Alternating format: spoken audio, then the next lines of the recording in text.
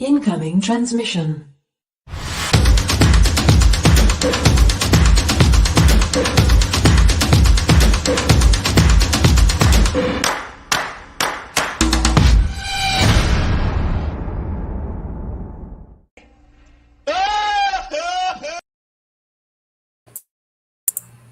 Welcome to the Outpost, and I'm the Outpost nerd.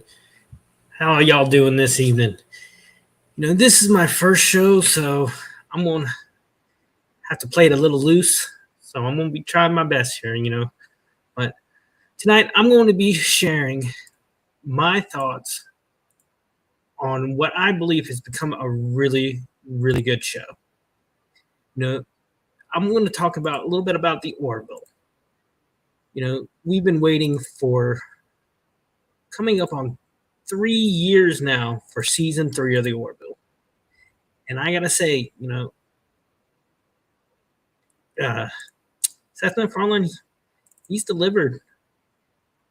He's really showed how good he is at writing in general. We've seen him more in comedies over the years, but look at these scores on Rotten Tomatoes of all places. I usually don't put too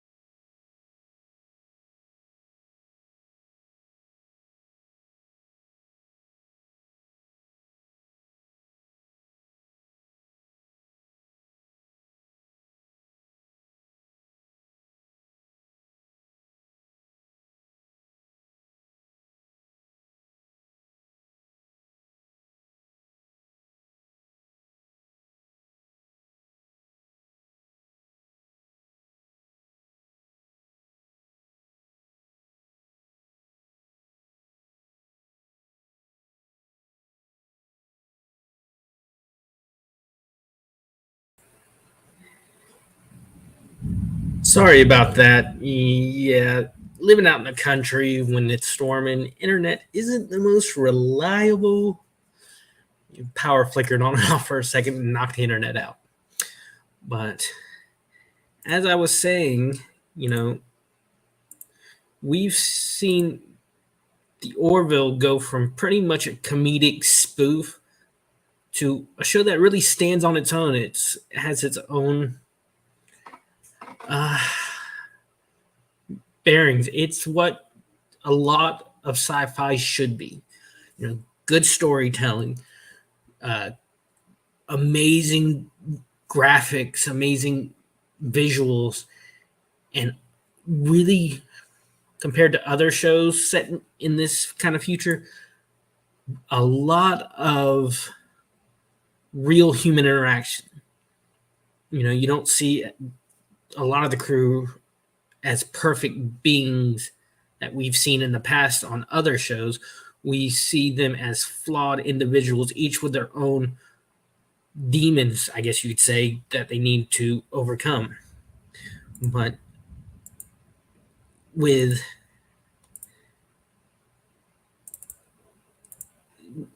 this, I tend to, I was saying earlier, I tend to kind of focus more on the audience reviews than the critics on Rotten Tomatoes. So I think this is a pretty balanced review. I believe the other 23% of people who did like the Orville. I think those are the people that were expecting more of the comedic continuance of the past two seasons, along with Seth MacFarlane's other projects. Family Guy, all American Dad, Ted, all his other movies. But we've seen a more with Seth MacFarlane's character Ed Mercer. We've seen him kind of harden since the last season. We've seen him kind of go from this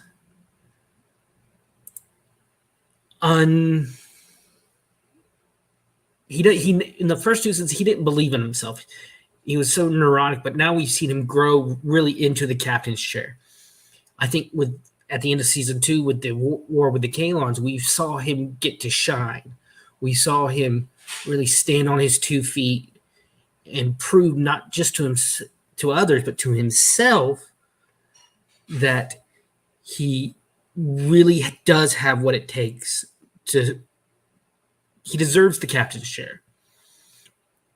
And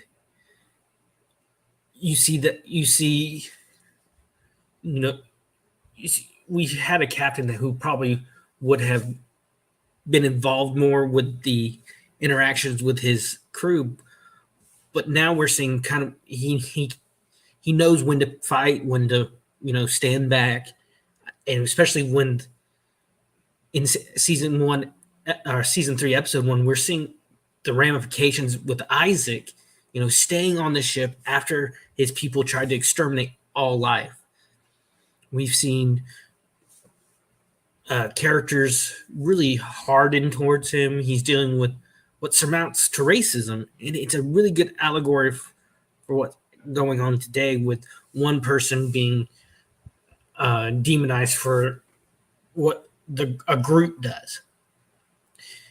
And in this regard, we really see that with a new character who I hope we get to see a lot more of.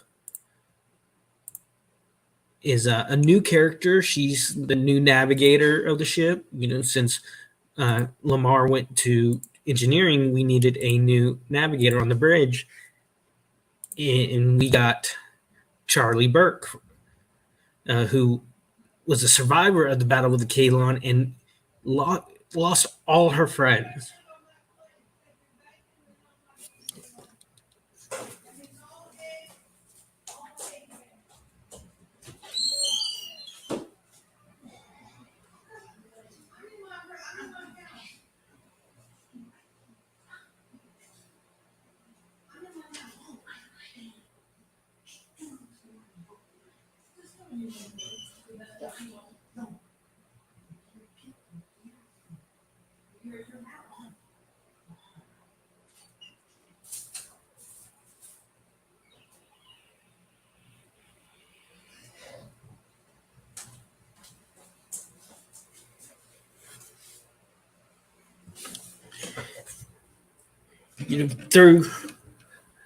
Through the first episode, we really see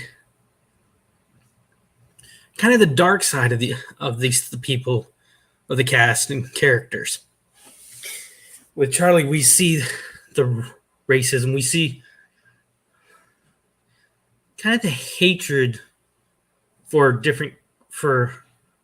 the other side during a war. And she sees Isaac as the cause of all her losing her friends. So throughout the episode, Isaac slowly comes to realize, is he being a hindrance to the crew, and should he stay? So the topic turns to something he commits suicide, and the only one that can save him is Charlie due to special skills she has. We see her put her hatred aside in order to save a fellow member of the crew. And it shows how, yes, they still have the issues, that we have today, but they're a little more evolved. And I hope we get to see more of her, because I think that dynamic that we're seeing between the character, a lot of the crew, and Isaac is going to be very, very interesting. We're going to see them kind of dealing with his cold, logical look on the world compared to their human, emotional view. Well, one thing I really did like, one thing I think that season 3 has really gotten right, they've used the jump from Fox to Hulu and the more freedom they've had to create a lot more visually stunning look, and we're getting looks at new ships as well. And my favorite is the Union fighter. It's sleek. It's a one-man fighter that's very sleek and fast. And we get this amazing sequence in episode 1 of Gordon test flying it through a Union shipyard, and he's whizzing past other ships. He's just zigging and zagging. And Charlie sends these drone-like things after him to test the maneuverability, to test the fighter in a near combat situation. And of course, Gordon, being the amazing pilot he is, just blows him out of the air. And we're seeing them use the freedom, and we've seen them why it took so long, why it took 3 years to get it. And it's worth the wait. This series has been worth the wait. Another thing we've got to see is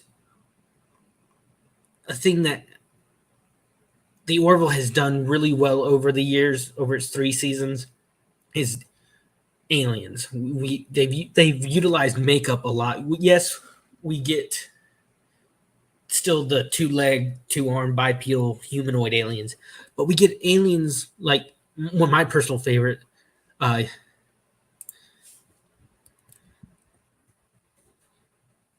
Yaphet from season 1 and 2 by played by the late great Norm Macdonald. I mean, who's just a big gelatinous blob, and we got to see how his form would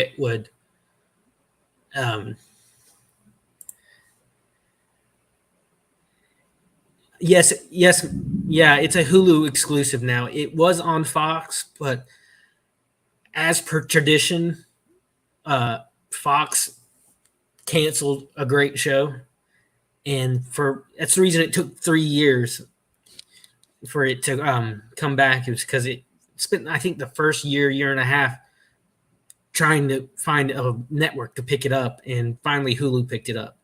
And that change, one, allowed for more freedom in writing. You know, you're not restricted by censors so much. And I think they were able to get a bigger budget, so you got better aliens and visuals and ships.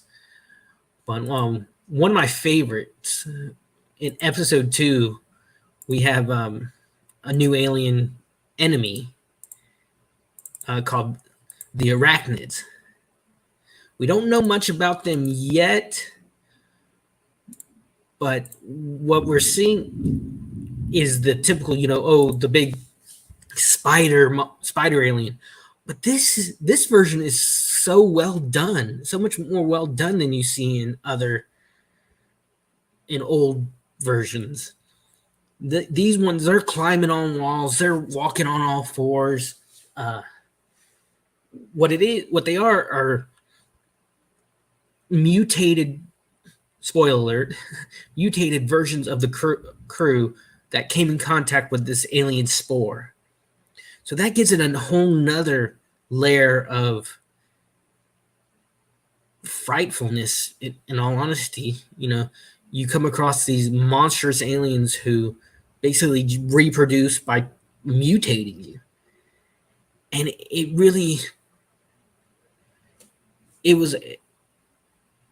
it's Cool Frog. It started out that way.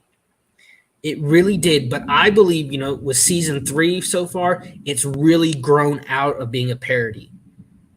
You can't say every spaceship show is a parody of Star Trek because, just because Star Trek did it first and the longest, I think. But it's really not that anymore. With the change to Hulu, they really kind of played down the comedy. It still has its funny moments, but a lot of the comedic elements are played down a lot. It's not so over the top anymore.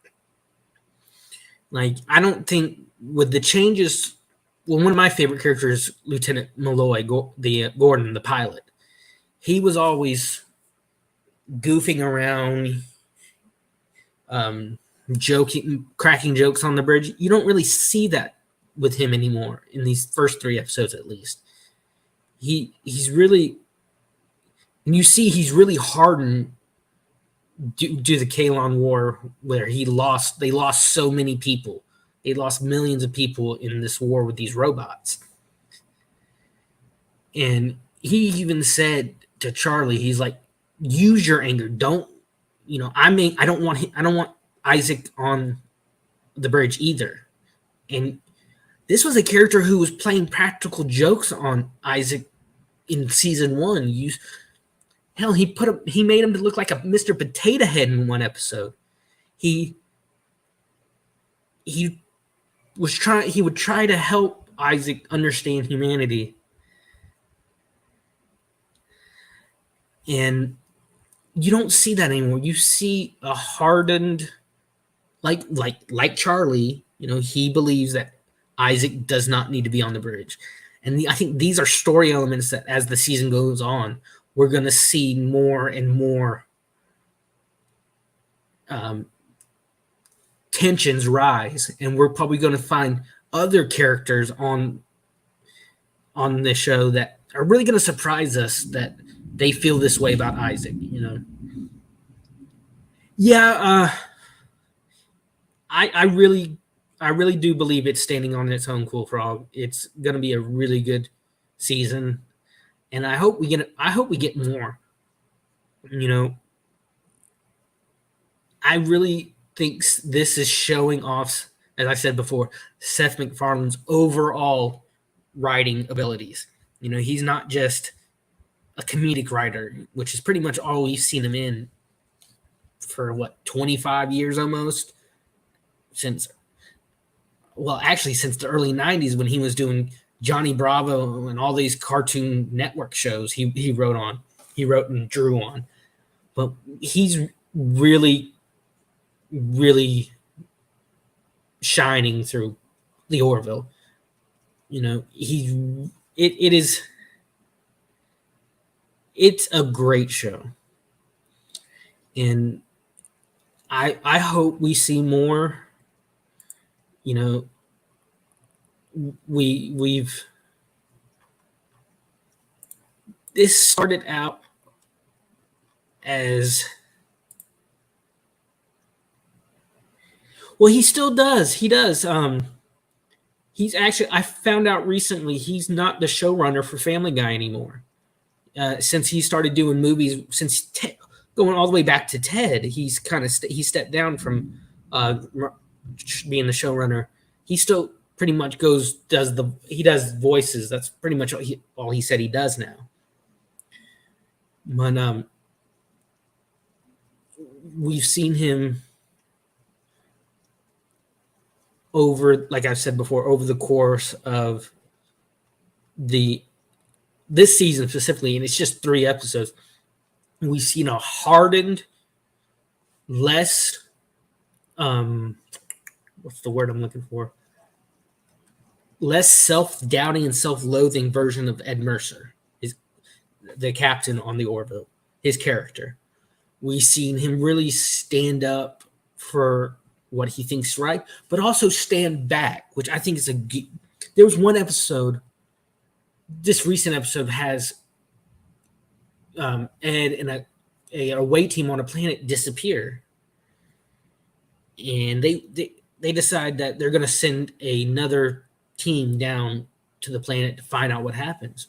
Well, Isaac, as that cold, calculated computer that he is, voices his opinion that that's a waste.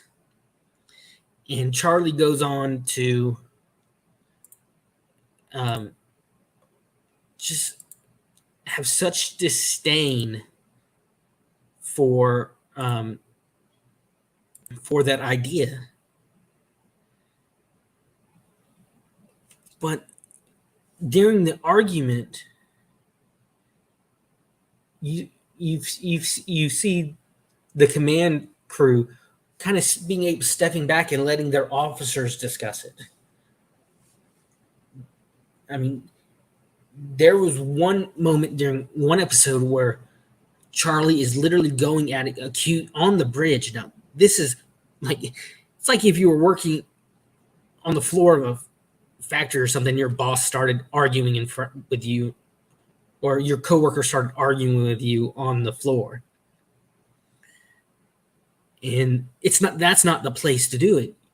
But Ed would say he just stepped back, he listened to both point of views.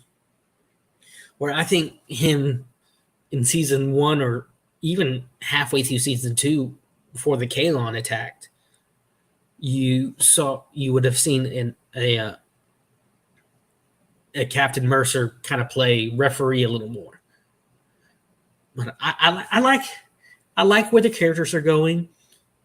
I like characters that you see in this future that are still human. They still have the same flaws that we do. In Star Trek, or the older Star Trek, I should say, you saw characters with pretty much this utopia view on things, and they were able to keep their personal lives out of their work, which I think is pretty unrealistic, no matter how many hundreds of years. And you're still going to be human. You're still going to have emotions, and those emotions are going to still impact the way your work and how you interact with people. And we're seeing that in the Orville. So you know, I think this is pretty much one of the best shows on TV right now. It's very subtle in its messages. It hits hard topics. I mean, like I said, in the first episode, they were tackling suicide. In the second episode, they were dealing with cultures that reproduce in different ways than they do. And now on episode 3, I haven't touched too much on episode 3. I'm going to wait probably a week to touch on episode 3 because I want to give some people more amount of time. But I'm just going to say there's a throwback to one of the early episodes, I think in season 1, that's going to surprise a lot of people. But and with the Orville, you don't have to watch all the episodes to enjoy like I could watch episode 3 and enjoy it without watching episode 1 and 2.